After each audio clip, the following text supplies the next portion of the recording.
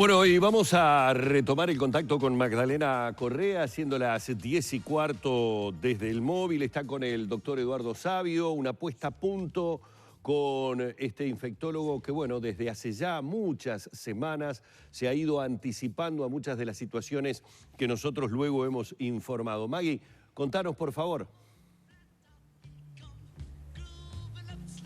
Bueno, Humberto, tal vez, y en base a las noticias que han surgido, ustedes saben el foco que surgió en el Vilar de Bo, otro que puede estar surgiendo por estas horas, habrá que ver cómo se va abordando el tema, es lo que dice el infectólogo Eduardo Savio, que hay que prestarle atención a esos posibles nuevos focos, y rápidamente le consulto por qué. Savio, buenos días. Primero que nada, muchas gracias por recibirnos otra vez. No, un gusto. El asunto es que hoy se cumple un mes en nuestro país de los primeros casos diagnosticados.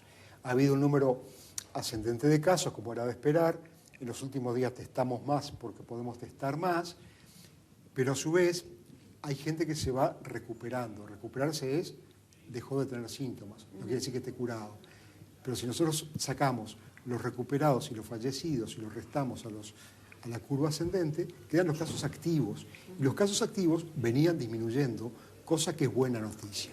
Pero en el medio de este panorama aparece ese pequeño brote en el Vilar de Bo que está en estudio, aparece esta situación en el Cerro, y a su vez en un día donde muchísima gente de la construcción vuelve a sus trabajos, aunque al parecer muy instruidos y en las mejores condiciones y con cierta medida de protección, y donde uno con asombro ve cómo las calles de Montevideo se han llenado de gente rápidamente y muchísimos negocios han vuelto a abrir sus puertas. En consecuencia, todo lo que venía siendo exitoso hasta donde se puede ser de exitoso, puede revertirse si no se sigue haciendo el aislamiento físico necesario y si más actores, todos a la vez, se van incorporando al escenario nacional. No es razonable, ¿verdad? Desde su punto de vista, tal vez habría que haber esperado un poquito más, por ejemplo, lo que tiene que ver con la construcción, con el aumento de las líneas de transporte, obviamente, por esta situación también que hay que trasladar a más de 45.000 personas. No, eso, digamos, estaba pactado y por lo que uno ha visto, es cierto, el país tiene mucha cosa en obra que ya no puede diferirse por más tiempo.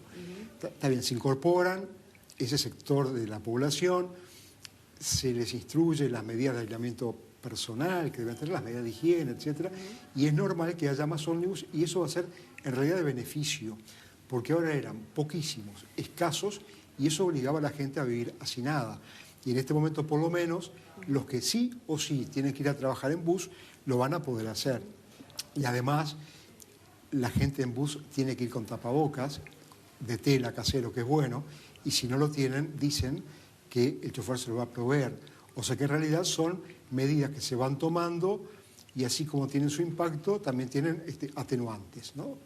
Son para bien esas cosas. Ahora, Savio, teniendo en cuenta esta situación, muchas veces se lo he consultado, ¿hasta cuándo se podría extender toda esta realidad? Pero más que nada me interesa conocer qué puede pasar a raíz de esta reactivación, que va a ser paulatina, que se están tomando las precauciones, pero donde se despertara un foco como puede pasar en la zona del Cerro.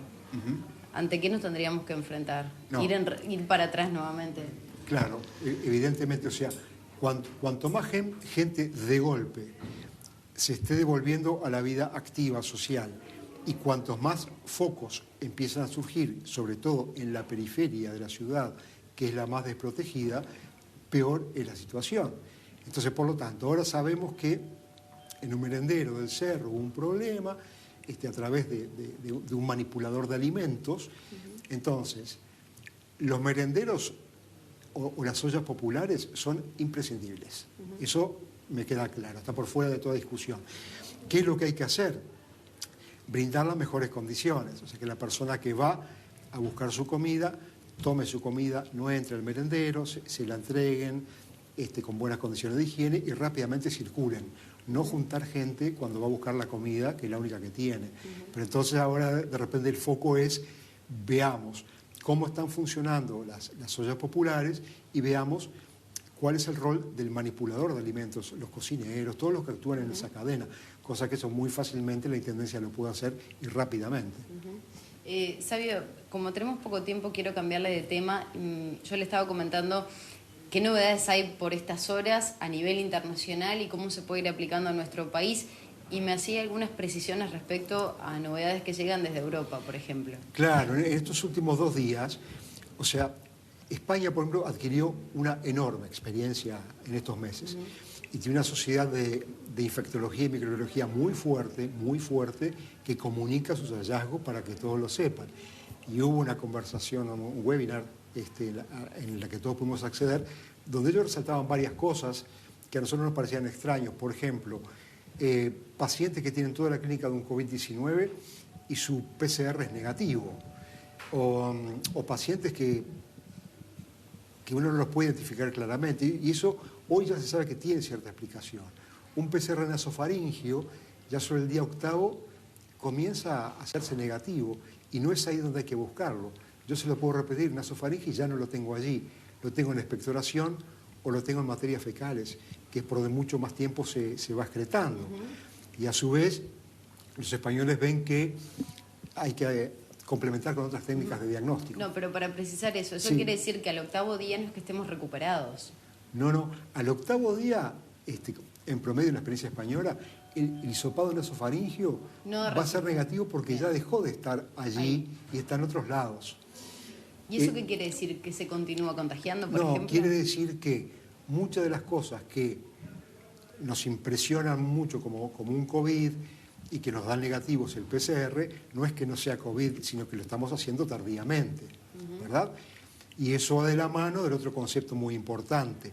Nosotros lo que miramos es la recuperación del paciente. O sea, se le fue todos los síntomas, perfecto. Pero ya dijo el gobierno que no va a hacer los 2 PCRs de control de curación. Una cosa es estar curado y otra cosa es estar recuperado. Entonces, por lo menos sepamos que el que se recupera, por un plazo de 15 o más días, va a estar eliminando virus y tiene que seguir aislado para no seguir transmitiendo en la comunidad. O sea, son cosas que tienen que ir permeando. Si no permea el concepto de usemos el test, que permee el concepto de usted aún es de riesgo, aunque no tenga ya más nada. O sea que ¿cuánto tiempo después que a esa persona le da el test negativo para ver si efectivamente se recuperó, que es como tal vez mal lo utilizamos, cuánto tiempo más debería quedarse en su hogar en esa cuarentena para seguir evitando la propagación del virus? Una vez que se le fue absolutamente todo, lo mínimo aceptable son 15 días de aislamiento en domicilio más. O sea, todo esto a una persona le lleva un mes o más. Bien. Depende cuán bien le haya ido en la enfermedad. Sabio, le agradecemos muchísimo. De verdad, tendría un montón de preguntas más para hacerle, pero van a quedar para los próximos días sin lugar a dudas. Muy amable. Como muy bien, siempre. Un gusto, hasta pronto. Bueno, era el médico infectólogo Eduardo Sabio, que como siempre nos brinda todo su conocimiento y sobre todo lo que viene llegando desde el exterior en lugares como España. Recién hacía referencia a eso y sobre todo a tomar las precauciones en determinados lugares como las ollas populares, algo que en estos últimos días fue noticia, así que a cuidarnos entre todos. Siguen ustedes.